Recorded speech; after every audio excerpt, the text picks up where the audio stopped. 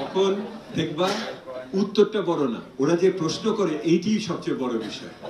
ভালো করে একটা প্রশ্ন করতে পারাটাই হলো যোগ্যতার বিষয়, উত্তর দেওয়াটা যোগ্যতার ব্যাপার। বুঝেছেন? হ্যাঁ, অর্থমন্ত্রী বলছেন দাদা এবার আমরা প্রশ্ন করতে পারি না।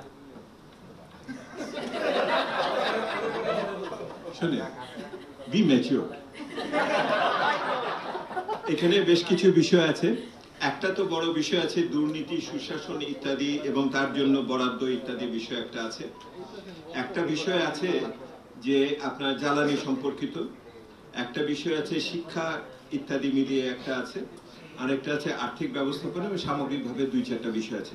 তো আমি প্রথমে আমি খাতওয়ারি আলোচনাগুলোকে প্রথমে নিয়ে আসি, বিশেষ করে যেগুলি আর্থিক বিষয়, তারপরে খাতে আছি, ম্যাক্রোটা আগে।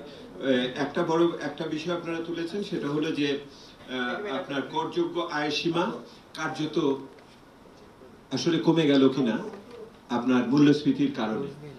আমাদের এখানে তো আমরা দেখিয়েছি যে আমরা করযোগ্য আয় সীমা কি বলেছি, আমরা তো বাড়ানোর জন্য বলেছিলাম, যদি মধ্যবিত্ত বা নিম্ন মধ্যবিত্তকে সুরাহা দিতে হয়। বলেন এক মিনিট। করযোগ্য আয় সীমা তো নিঃসন্দেহে প্রতি বছর যখন মূল্যস্ফীতি হয় তখন তো আপনার প্রকৃত যে ভ্যালুটা কমে যাচ্ছে, সেটা বুঝতে আসলে অসুবিধা হওয়ার কথা না।